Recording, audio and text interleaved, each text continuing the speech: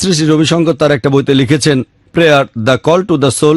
এই বইয়ের 3 নম্বর পৃষ্ঠায় তিনি লিখেছেন যে কার উপাসনা করছেন সেটা গুরুত্বপূর্ণ না। উপাসনা করতে পারেন রামকে অথবা কৃষ্ণকে, যিশুকে বা মোহাম্মদকে অথবা আল্লাহকে, সেটা গুরুত্বপূর্ণ না। কে উপাসনা করছে সেটা গুরুত্বপূর্ণ। যে প্রার্থনা করছে সে গুরুত্বপূর্ণ, কার প্রার্থনা সেটা গুরুত্বপূর্ণ না। এখন এই কথাটা উপাসনা করাটা গুরুত্বপূর্ণ, কার উপাসনা সেটা নয়, কথাটা হিন্দু ধর্মগ্রন্থের বিরুদ্ধে যায়। এটা আছে ভগবদ গীতা 7 নম্বর অধ্যায়ের 20 থেকে 25 নম্বর অনুচ্ছেদে। তার আগে গীতা বলছে জাগতিক আকাঙ্ক্ষার কারণে যেসব মানুষের বিচার বুদ্ধি লোপ পেয়েছে তারা নকল ঈশ্বরের পূজা করে, তারা মূর্তি পূজা করে। তারপর বলা হচ্ছে যদি তুমি নকল ঈশ্বরের পূজা করো তাহলে নকল ঈশ্বরের রাজ্যে যাবে, যদি সত্যিকার ঈশ্বরের পূজা করো তাহলে সত্যিকার ঈশ্বরের রাজ্যে যাবে। তার মানে ভগবদ গীতা নকল ঈশ্বরের পূজা করতে নিষেধ করেছে। তাই যদি বলেন কার উপাসনা তার গুরুত্ব নেই, উপাসনা করাটাই গুরুত্বপূর্ণ, কার প্রার্থনা সেটার গুরুত্ব নেই, প্রার্থনা করাই গুরুত্বপূর্ণ, এই কথাটা গীতার বিরুদ্ধে, বেদ এটার বিরুদ্ধে, কোরআন এটার বিরুদ্ধে। তার মানে ভগবদ গীতা নকল ঈশ্বরের পূজা করতে নিষেধ করেছে। তাই যদি বলেন কার উপাসনা তার গুরুত্ব নেই, উপাসনা করাটাই গুরুত্বপূর্ণ, কার প্রার্থনা সেটার গুরুত্ব নেই, প্রার্থনা করাই গুরুত্বপূর্ণ, এই কথাটা গীতার বিরুদ্ধে, বেদ এটার বিরুদ্ধে, কোরআন এটার বিরুদ্ধে। শিরক, আল্লাহর সমকক্ষ কাউকে দাঁড় করানো, আল্লাহকে ছেড়ে অন্য কারো উপাসনা করা, এটা ইসলামের সবচেয়ে বড় পাপ। সূরা নিসার 116 নম্বর আয়াতে উল্লেখ করা হয়েছে। এছাড়াও সূরা নিসার 48 নম্বর আয়াতে বলা হয়েছে যে আল্লাহ তাআলা চাইলে যে কোনো অন্যায় ক্ষমা করতে পারেন, তবে শিরক করাকে কখনোই ক্ষমা করবেন না তিনি। যদি কেউ আল্লাহকে বাদ দিয়ে অন্য কারো উপাসনা করে সে সীমা অতিক্রম করেছে, সবচেয়ে বড় পাপ করেছে, তাকে কখনোই ক্ষমা করা হবে না যদি না সে মৃত্যুর আগে অনুতপ্ত হয়। যদি কেউ মুশরিক অবস্থায় মারা যায়, যদি মূর্তি পূজারী অবস্থায় মারা যায়, তাকে কখনোই ক্ষমা করা হবে না। মৃত্যুর আগে সে যদি অনুতপ্ত হয়, ক্ষমা প্রার্থনা করে, ইনশাল্লাহ ক্ষমা করা হবে। তবে মুশরিক অবস্থায় মারা গেলে কখনোই ক্ষমা পাবে না। তাহলে এভাবে বলাটা শুধু কোরআনের বিরুদ্ধে যায় না, হিন্দু ধর্মগ্রন্থের বিরুদ্ধে যায়। এছাড়াও শ্রী শ্রী রবিশঙ্কর তার বইতে লিখেছেন যে চন্দ্রমাসের হিসাব ইসলাম ধর্মে মেনে চলা হয়, হিন্দু ধর্মেও তাই। আর বেদিক ক্যালেন্ডারের মতোই সেখানে আদিক মাস, এ মাসের দিনগুলো ব্যবহার করা হয় অ্যাডজাস্টের জন্য। একইভাবে ইসলামে সাফা মাসটাকে অ্যাডজাস্টের জন্য ব্যবহার করা হয়। আমি মানছি মুসলিম চন্দ্রমাস মেনে চলে, হিন্দুরাও চন্দ্রমাস মেনে চলে। তবে হিন্দু ধর্মে তারা কি করে? অ্যাডজাস্ট করে। ইসলাম ধর্মে আমরা বুঝতে পারি যে মাসগুলো সামনে এগিয়ে আসছে, কারণ চন্দ্র বছরে সৌর বছরের চেয়ে আনুমানিক 11 দিন কম থাকে। তাহলে প্রতি সৌর বছরে 11 দিন করে সামনে এগিয়ে যাচ্ছে। লুনার ইয়ারে সোলার ইয়ারের চেয়ে 11 দিন কম থাকে। সেজন্য দেখবেন প্রত্যেক বছরে রমজান আর ইসলামিক ক্যালেন্ডারের অন্যান্য মাসগুলো 11 দিন এগিয়ে আসছে। হিন্দু ধর্মে এটাকে অ্যাডজাস্ট করে। সেজন্য আপনারা দেখবেন দিওয়ালি সবসময় নির্দিষ্ট একটা সময় হয়, অক্টোবর নভেম্বরে। আদিক মাস দিয়ে অ্যাডজাস্ট করা হয়, ইসলামে অ্যাডজাস্ট করি না। তাই যদি বলেন ইসলামিক ক্যালেন্ডারে অ্যাডজাস্ট করা হয়, সেটা পুরোপুরি ভুল। এছাড়াও তিনি আরো বলেছেন ইসলাম ধর্মে যে প্রতীক আর চিহ্ন ব্যবহার করা হয় সেটা চাঁদ তারা। আমাদের হিন্দু ধর্মে প্রতীক হলো সূর্য আর চাঁদ, কারণ ইন্ডিয়াতে সূর্য আমাদের আলো দেয়, অনেক উপকার করে, চাঁদও আলো দেয়। সেজন্য হিন্দু ধর্মে চাঁদ একটা প্রতীক, সূর্য একটা প্রতীক। ইসলাম ধর্মে আরব দেশের সে মরুভূমিতে সূর্য থাকে খুবই গরম, কিন্তু রাতের বেলায় চাঁদ আর তারা তাদের শান্তির প্রতীক হয়ে দাঁড়ায়। এজন্য ইসলামে চাঁদ আর তারা হলো ধর্মীয় প্রতীক। এখন পবিত্র কোরআনে বা নবীজির হাদিসে কোনো জায়গায় এমন কথা বলা নেই যে চাঁদ আর তারা হলো ইসলামের প্রতীক। এটা পাকিস্তানের প্রতীক। এই যে চাঁদ তারার ছবি আছে, এটা পাকিস্তানের ফ্ল্যাগ, ইসলাম ধর্মের ফ্ল্যাগ না। উনি এই দুটোকে মেলাচ্ছেন কেন? কোন মুসলিম দেশ যদি চাঁদ তারা দিয়ে ফ্ল্যাগ বানায় তাদের ব্যাপার, আমার কিছু বলা নেই। ইসলামের প্রতীক এটা নয়। আর আল্লাহ পবিত্র কোরআনে বলেছেন, সূরা ফুসিলাতের 37 নম্বর আয়াতে উল্লেখ করা হয়েছে, আল্লাহ বলেছেন তার নিদর্শনগুলোর মধ্যে রয়েছে রাত ও দিন, সূর্য আর চাঁদ। তোমরা সূর্য চাঁদকে সিজদা করো না, সিজদা করো আল্লাহকে যিনি সূর্য চাঁদ সৃষ্টি করেছেন। তাহলে কোরআন বলছে সূর্য আর চাঁদ হলো আল্লাহ তাআলার নিদর্শন। তার মানে সূর্যকে সৃষ্টি করেছেন আল্লাহ সুবহানাহু ওয়া তাআলা, চাঁদকে সৃষ্টি করেছেন। যখন সূর্যকে দেখি, যখন চাঁদকে দেখি, তখন আমরা আল্লাহর অস্তিত্বকে অনুভব করতে পারি। এগুলো আল্লাহ তাআলার নিদর্শন। তবে এই সূর্য আর চাঁদকে তোমরা সিজদা করো না, সিজদা করো আল্লাহকে যিনি এগুলো সৃষ্টি করেছেন। তাহলে সূর্য হলো আল্লাহ সুবহানাহু ওয়া তাআলার একটি নিদর্শন। এগুলো ইসলামের প্রতীক না, নিদর্শন। তবে এদের সিজদা করো না, সিজদা করো সৃষ্টিকর্তা আল্লাহকে। এরপরে শ্রী শ্রী রবিশঙ্কর আরো বলেছেন যে তার মতে অনেক আরবি শব্দ এসেছে আসলে সংস্কৃত থেকে। তিনি আরো বলেছেন যে বেদিক নিয়ম অনুযায়ী কেউ মারা গেলে তাকে দাহ করা হয়, কারণ সেটা পরিবেশের জন্য ভালো। তবে বেদ অনুযায়ী, হিন্দু ধর্ম অনুযায়ী কবর দেওয়ার অনুমতিও আছে, কবর দেওয়া যাবে। ইসলাম ধর্মে যেহেতু মরুভূমিতে ছিল না গাছ, তারা কিছু পড়াতে পারতো না, সেখানে আছে গরম বালি। এই গরম বালি দাহ করার কাজটা করে। এটা তার যুক্তিতেই কুতর্ক। তিনি কোত্থেকে জানলেন যে যেহেতু মরুভূমিতে কোনো গাছ নেই তাই পোড়াতে পারতো না, গরম বালিতে কবর দিত, এই গরম বালি দাহ করার কাজ করত। তার মানে ইন্ডিয়ার মুসলিমদের দাহ করা উচিত, কারণ ইন্ডিয়ায় তো অনেক গাছ, তাই না? এটা হলো কুতর্ক। আমাদের ইন্ডিয়ায় তো অনেক গাছ, তাই এখানে মুসলিমদের দাহ করা উচিত, এটা অযৌক্তিক। ইসলাম ধর্মে আমরা কবর দেই কেন? কারণ আমরা মাটি থেকে এসেছি, মাটিতেই ফিরে যাব। এখনকার বিজ্ঞান বলছে মানুষের শরীরে যে উপাদানগুলো আছে তার সবগুলোই কম বেশি মাটির উপাদানের ভেতরেও আছে। মাটি থেকে এসেছে, মাটিতে ফিরে যাব। মানুষের শরীরকে কবর দেওয়া হলে সেটা খুব সহজে মাটির সাথে মিশে যায়, কারণ মানুষের শরীরে যে উপাদানগুলো আছে তার সবকিছুই কম বেশি মাটিতে আছে, বিজ্ঞান বলছে। এছাড়া যখন দাহ করা হয়, পোড়ানোর কারণে পরিবেশ দূষিত হয়, কবর দিলে পরিবেশ দূষিত হয় না। 3 নম্বর পয়েন্ট, যে কাউকে দাহ করতে গেলে আমাদের গাছ কেটে ফেলতে হয়। পড়েন শেষ দুটো পৃষ্ঠা। তিনি একটা লিস্ট দিয়েছেন সংস্কৃত শব্দ, আরবি শব্দ, ইংরেজিতে অর্থ। সংস্কৃত, আরবি, ইংরেজি অর্থ আমি চেক করে দেখলাম বেশিরভাগই ঠিক নয়। কিছু শব্দের অর্থ ঠিক আছে, যেমন সাজ মানে সেগুন গাছ। আবার কিছু শব্দ ঠিক আছে, অর্থ ঠিক নেই। উনি লিখেছেন আনসারি মানে অনুসারী, আনসারি মানে সাহায্যকারী। শেখ মানে বলেছেন শিষ্য, আসলে শেখ মানে শিক্ষক, একজন বয়স্ক লোক অথবা বিশেষজ্ঞ। তারপর আরবিতে ফার্সি শব্দ ঢুকিয়েছেন পয়গম্বর, এটা মোটেও আরবি শব্দ নয়, এটা ফার্সি শব্দ। উনি বলেছেন স্বর্গ থেকে আগত, পয়গম্বর মানে স্বর্গ থেকে আগত না, পয়গম্বর মানে আল্লাহর বার্তাবাহক। এভাবে কথা বলা একেবারে ভিত্তিহীন। আধ্যাত্মিকতার দাবি হলো বিশুদ্ধতা, কথাগুলো সঠিক হতে হবে, লজিক্যাল হতে হবে, কুতর্ক করা ঠিক হবে না। উনি মুখে বলছেন কুতর্ক করবেন না, কিন্তু বেশিরভাগ জায়গায় নিজেই কুতর্ক করছেন। ওনার বলে অনেক কথাই অবশ্য ঠিক, আমি ওনার সব কথায় আপত্তি জানাচ্ছি না। মাঝে মধ্যে তার যুক্তি সঠিক, আর মাঝে মধ্যে অযৌক্তিক কুতর্ক। সাধারণ মানুষ যারা এইসব ব্যাপারে জানে না তারা এই কথাগুলো মেনে নেবে, এগুলো বিশ্বাস করবে। দুর্ভাগ্যজনকভাবে আধ্যাত্মিক গুরুদের অবস্থা এইরকমই। তাদের অনেক কথা সঠিক, আবার অনেক কথাই ভুল, তবে তারা যুক্তিতে ভালো। যদি কোনো লজিক্যাল মানুষ তাদের এই কথাগুলোকে ভুল প্রমাণ না করে তাহলে বেশিরভাগ মানুষই সেগুলো বিশ্বাস করবে। তবে যদি সেদিনের আলোচনায় টপিকের কথা বলেন, সেটা ছিল পবিত্র ধর্মগ্রন্থের আলোকে হিন্দুইজম এবং ইসলামে ঈশ্বর সম্পর্কে ধারণা। সেখানে আলহামদুলিল্লাহ আল্লাহ তাআলার সাহায্যে, তার দয়ায় সীমিত সময়ের মধ্যে আলোচনাটা শেষ করেছিলাম। এই সিকুয়েলটা করেছি যাতে মুসলিমদের মনে কোনো ভুল ধারণা না থাকে, কারণ অনেক মুসলিমই শ্রী শ্রী রবিশঙ্করের আর্ট অফ লিভিং এর সদস্য সুদর্শন ক্রিয়া প্র্যাকটিস করেন। যদি উনার কথা কোরআনের সাথে মিলে যায় অথবা যদি কোরআন হাদিসের বিরুদ্ধে না যায়, সেগুলো মানতে আমাদের কোনো আপত্তি নেই। কিন্তু যেটা কোরআন এবং হাদিসের বিরুদ্ধে যাচ্ছে, সৃষ্টিকর্তার নির্দেশ এবং তার শিক্ষার বিরুদ্ধে যাচ্ছে, সেগুলো মানব না। এই সিকুয়েলটা করা হয়েছে মূলত মুসলিম ভাই বোনদের সচেতন করার জন্য। সাবধান থাকবেন, যদি কোনো আধ্যাত্মিক গুরু ইসলাম সম্পর্কে কোনো কথা বলেন এবং কোরআন হাদিসের সাথে মিলে গেলে কোনো আপত্তি নেই। যদি কোরআন হাদিসের বিরুদ্ধে যায় তাহলে মানবেন না। কথাগুলো কোরআন হাদিসের পক্ষে যাচ্ছে না বিপক্ষে যাচ্ছে সেটা আগে দেখেন, আর সেখানে যুক্তি ব্যবহার করেন। এরকম কুতর্ক করবেন না, তা না হলে ভুল পথে চলে যাবেন। এটাই ছিল এই সিকুয়েলের উদ্দেশ্য। আশা করি কিছুটা হলেও সেটা পূরণ করতে পেরেছি।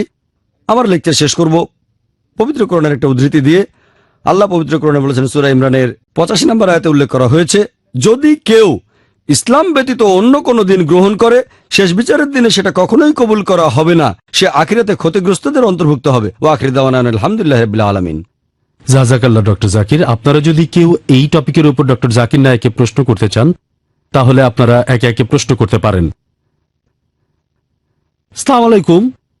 অমুসলিমরা প্রায় বলে শিশুরা হচ্ছে ঈশ্বরের প্রতিকৃতি, এই ব্যাপারে আপনার মন্তব্যটা শুনতে চাই। ভাই প্রশ্ন করলেন যে অমুসলিমরা প্রায় বলে শিশুরা ঈশ্বরের প্রতিকৃতি। শিশুরা ঈশ্বরের প্রতিকৃতি এমন কথা আমি বাইবেল বা কোরআনের কোথাও পড়িনি। যদি বলেন শিশুরা ঈশ্বরের কাছাকাছি থাকে, আমার কোনো আপত্তি নেই, কাছাকাছি মানে আমাদের নবীজি বলেছেন প্রত্যেক শিশু দিনুল ফিতর নিয়ে জন্মায়, সে জন্মায় মুসলিম হিসেবে। মুসলিম মানে যে আল্লাহ তাআলার কাছে আত্মসমর্পণ করে। তাহলে যে আল্লাহর কাছে আত্মসমর্পণ করে তাকে মুসলিম বলা হয়, আল্লাহর কাছাকাছি থাকে। 1 নম্বর আয়াতে আল্লাহ তাআলা বলেছেন যে আলিফ লাম র, এই কিতাব আমি নবী মুহাম্মদ সাল্লাল্লাহু আলাইহি ওয়াসাল্লামের উপর অবতীর্ণ করলাম যাতে করে তুমি মানুষকে অন্ধকার থেকে আলোতে ফিরিয়ে আনতে পারো। শুধু মুসলিম অথবা আরবদের জন্য নয়, পুরো মানুষ জাতিকে অন্ধকার থেকে আলোতে নিয়ে আসতে হবে। তাহলে কোরআন যেহেতু সর্বশেষ ও চূড়ান্ত আসমানি কিতাব, এটা শুধু মুসলিম বা আরবদের জন্য পাঠানো হয়নি, পাঠানো হয়েছে পুরো মানুষ জাতির জন্য। এই কথাটা পবিত্র কোরআনে অনেকবার আছে। সূরা ইব্রাহিমের 52 নম্বর আয়াতে আছে, সূরা বাকারার 185 নম্বর আয়াতে, এছাড়াও সূরা জুমারের 41 নম্বর আয়াতে বলা হয়েছে যে পবিত্র কোরআন পাঠানো হয়েছে পুরো মানুষ জাতির জন্য। তবে কোরআনের আগে যে কিতাবগুলো নাজিল হয়েছিল সেগুলো নির্দিষ্ট একটা জাতির জন্য আর পালন করার কথা নির্দিষ্ট সময় পর্যন্ত। আপনি প্রশ্ন করলেন বেদকে আমরা আসমানি কিতাব বলে মনে করি কিনা। দেখেন, কোরআনের কোনো আয়াত অথবা নবীজি সাল্লাল্লাহু আলাইহি ওয়াসাল্লামের কোনো হাদিস বলছে না যে বেদ আল্লাহর আসমানি কিতাব। এটা আসমানি কিতাব কিনা বলতে পারবো না, আবার আসমানি কিতাব না তাও বলতে পারবো না। আমি বলবো হতে পারে, আমি জানি না। তবে তারপরও যদি আসমানি কিতাব হয়ে থাকে, ধরেন আমি তর্কের খাতিরে মেনে নিলাম যে বেদ আল্লাহর আসমানি কিতাব, আসলে মানছি না। তবে আসমানি কিতাব হলেও সেটা ছিল নির্দিষ্ট জাতি আর সময়ের জন্য। বর্তমানে পৃথিবীর সব মানুষ, সে থাকতে পারে ইন্ডিয়ায়, আমেরিকায় বা ইংল্যান্ডে অথবা সিঙ্গাপুরে, সবার এখন মেনে চলা উচিত সর্বশেষ ও চূড়ান্ত আসমানি কিতাব পবিত্র কোরআন। একইভাবে আমরা কি রাম আর কৃষ্ণকে আল্লাহর প্রেরিত রাসূল বলে ধরে নিতে পারি? আল্লাহ পবিত্র কোরআনে বলেছেন, সূরা ফাতিরের 24 নম্বর আয়াতে আছে, وإن من أمة إلا خلا فيها نذير। পৃথিবীতে এমন কোন জাতি নেই যাদের কাছে সতর্ককারী পাঠানো হয়নি। পবিত্র কোরআনে সূরা রাদের 7 নম্বর আয়াতে উল্লেখ করা হয়েছে, ولكل قوم هاد। প্রত্যেক সম্প্রদায়ের জন্য আমি পথপ্রদর্শক পাঠিয়েছি। আর পবিত্র কোরআনে 25 জন নবী রাসূলের নাম উল্লেখ করা হয়েছে। তবে আমাদের নবীজি বলেছেন পৃথিবীতে আল্লাহ 1,24,000 নবী রাসূল পাঠিয়েছেন। আর সর্বশেষ ও চূড়ান্ত নবী মুহাম্মদ সাল্লাল্লাহু আলাইহি সাল্লামের আগে যারা এসেছিলেন তারা এসেছিলেন একটা নির্দিষ্ট জাতি আর সময়ের জন্য। যেহেতু মুহাম্মদ সাল্লাল্লাহু আলাইহি সাল্লাম হলেন সর্বশেষ ও চূড়ান্ত নবী, তিনি শুধু মুসলিম বা আরবদের জন্য আসেননি। আল্লাহ পবিত্র কোরআনে বলেছেন, সূরা আম্বিয়ার 107 নম্বর আয়াতে বলা হয়েছে, وما أرسلناك إلا رحمة للعالمين। আমি তো তোমাকে প্রেরণ করেছি পুরো মানুষ জাতির প্রতি রহমত হিসেবে, সকল সৃষ্টির প্রতি রহমত হিসেবে, সমগ্র বিশ্বজগতের প্রতি রহমত হিসেবে। এই কথাটা আবার বলা হয়েছে সূরা সাবার 28 নম্বর আয়াতে উল্লেখ করা হয়েছে, وما أرسلناك إلا كافة للناس بشيرا ونذيرا। আমি তো তোমাকে সমগ্র মানুষ জাতির জন্য প্রেরণ করেছি, তাদের সুসংবাদদাতা ও সতর্ককারী রূপে। তবে অধিকাংশ মানুষই এটা এখনো জানে না। যেহেতু মুহাম্মদ সাল্লাল্লাহু আলাইহি ওয়াসাল্লাম ছিলেন সর্বশেষ ও চূড়ান্ত নবী, তিনি এসেছিলেন পুরো মানুষ জাতির জন্য, আর তার প্রচারিত বাণী মেনে চলা হবে শেষ বিচারের দিন পর্যন্ত। নবীজি সাল্লাল্লাহু আলাইহি ওয়াসাল্লামের আগে যেসব নবী রাসূল এসেছিলেন তারা এসেছিলেন নির্দিষ্ট জাতি আর সময়ের জন্য। আপনি বললেন রাম এবং কৃষ্ণকে আমরা আল্লাহর রাসূল বলে ধরে নিতে পারি কি না। যেহেতু তাদের নাম কোরআন এবং সহিহ হাদিসে নেই, তাই নিশ্চিত করে বলতে পারি না তারা রাসূল কিনা। এটাও বলতে পারছি না যে রাসূল না। আমি বলবো হতে পারে রাসূল ছিলেন, আমি জানি না। যদি রাসূল হয়েও থাকেন, সেটা নির্দিষ্ট জাতি আর সময়ের জন্য ছিলেন।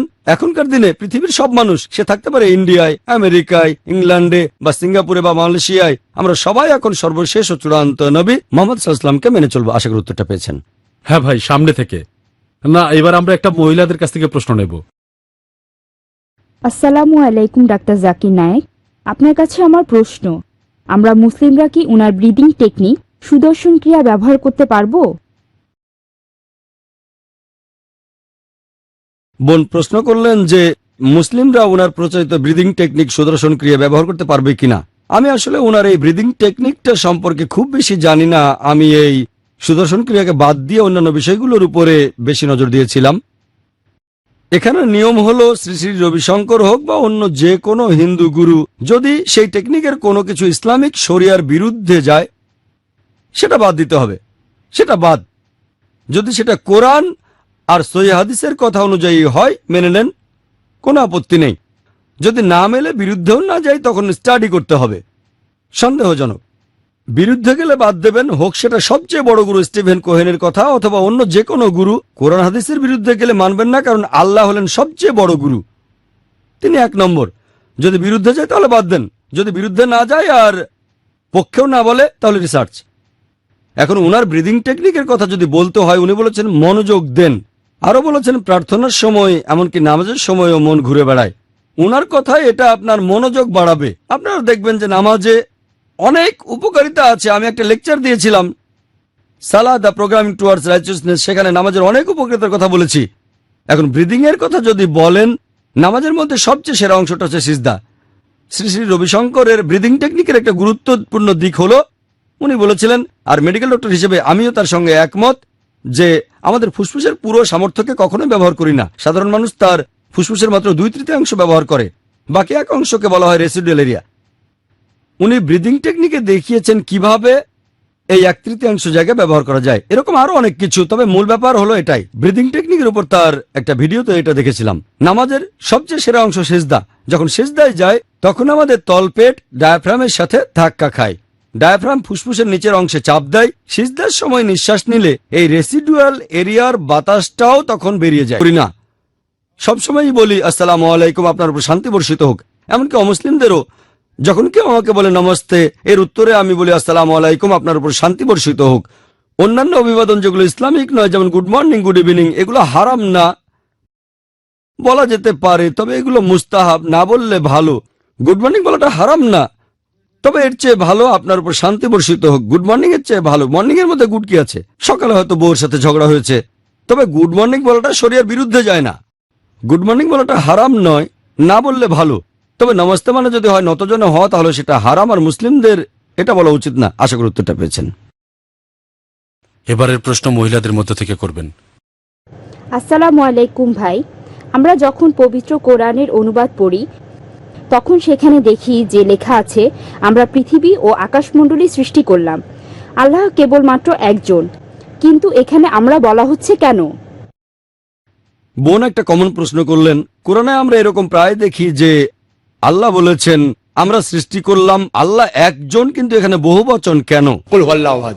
এছাড়াও আল্লাহ বলেছেন যে নাহনু, আমরা কোরআন অবতীর্ণ করেছি অনেক জায়গায়। সূরা হিজরের 9 নম্বর আয়াতে বলা হয়েছে, এরকম অনেক জায়গায় আছে। আপনি যদি ভালো করে দেখেন যে অনেক ভাষাতে এরকম আছে। বহুবচন দুই প্রকারের হয়, একটা হলো সংখ্যাগত বহুবচন, আর একটা রাজকীয় বহুবচন, সম্মান দেখানোর জন্য। যদি কোথাও একজনের বেশি লোক থাকে সেটা সংখ্যাবাচক। 5-6 জন লোক থাকলে বলি আমরা এটা করেছি, আমরা ওটা করেছি। দ্বিতীয় বহুবচনটা হলো সম্মানজনক বহুবচন অথবা রাজকীয় বহুবচন। ইংল্যান্ডেও যখন রানী কথা বলেন, তিনি বলেন আমরা এটা করেছি, যদিও তিনি একজন। একইভাবে হিন্দি আর উর্দু ভাষায় হাম মানে আমরা বহুবচন, তবে হাম দিয়ে সম্মানও বোঝানো হয়। সাবেক প্রধানমন্ত্রী রাজীব গান্ধী এরকম বলেছিলেন, হাম দেখনা চাহতে হ্যায়, উনি তো একজন। তাহলে এখানে হাম বলা হচ্ছে সম্মান দেখানোর জন্য, এটা একবচন। একইভাবে আরবিতে নাহনু মানে আমরা, এটা সংখ্যাবাচক অথবা সম্মানসূচক বহুবচন। আর পবিত্র কোরআনে যখন আল্লাহ নিজের ব্যাপারে আমরা বলেছেন, এটা রাজকীয় বহুবচন, সম্মানসূচক বহুবচন, তবে তিনি একজন। কুল হুয়াল্লাহু আহাদ। বলো তিনি আল্লাহ এক, অদ্বিতীয়। আশা করি উত্তরটা পেয়েছেন। হ্যাঁ ভাই, পেছন দিক থেকে আপনি দাঁড়িয়ে প্রশ্ন করবেন। Thank you. একজন নাস্তিকের কাছে আল্লাহর অস্তিত্ব প্রমাণ করব কিভাবে? ভাই প্রশ্ন করলেন যে একজন নাস্তিকের কাছে কিভাবে আল্লাহর অস্তিত্ব প্রমাণ করব। পবিত্র ধর্মগ্রন্থে আল্লাহ তাআলা ধারণা নিয়ে তো কথা বললাম আমি।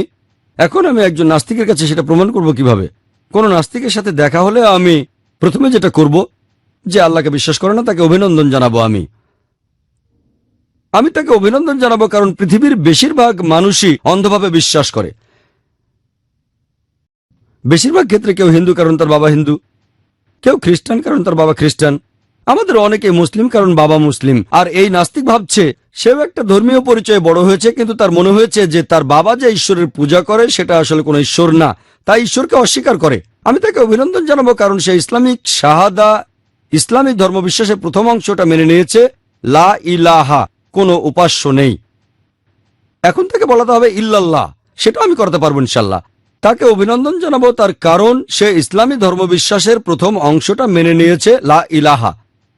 আল্লাহ পবিত্র কোরআনে বলেছেন, তাআলাউ ইলা কালিমাতিন সাওয়াইন বাইনা বাইনাকুম। এসো সেই কথা যা তোমাদের ও আমাদের মধ্যে এক। যদিও সেটা নাস্তিক, একজন নাস্তিকের সাথে আমাদের সাদৃশ্য হলো লা ইলাহা, কোনো উপাস্য নেই। নাস্তিকের ক্ষেত্রে অর্ধেক কাজটা হয়ে গেছে। এবারে অন্যান্য অমুসলিম যারা ভুল ঈশ্বরের উপাসনা করে, প্রথমে তাদের বোঝাতে হবে তারা যে ঈশ্বরের পূজা করে সেটা আসলে কোনো ঈশ্বর না। তারপর তাদের সামনে আল্লাহ তাআলার অস্তিত্ব প্রমাণ করতে হবে। এখানে অর্ধেক কাজ তো হয়ে গেছে, সে অলরেডি বলেছে লা ইলাহা, কোনো উপাস্য নেই। এখন তাকে বোঝাতে হবে ইল্লাল্লাহ, আল্লাহ ছাড়া, সেটা আমি করবো ইনশাল্লাহ। আমার অর্ধেক কাজ তো। কোন নাস্তিককে আমি প্রথমেই প্রশ্ন করব যে মনে করেন এমন একটা যন্ত্র, একটা ইকুইপমেন্ট যেটা পৃথিবীর কোনো মানুষ আগে দেখেনি, সেই যন্ত্রটা যদি আপনার সামনে আনা হয়, পৃথিবীর কোনো মানুষ যেটা আগে দেখেনি, যদি সেটা আপনার সামনে এনে জিজ্ঞেস করা হয় এই যন্ত্রটা কিভাবে কাজ করে, এই যন্ত্রটা সম্পর্কে আপনাকে কে বলতে পারবে, তার উত্তর কি হতে পারে? সে হয়তো বলবে স্রষ্টা।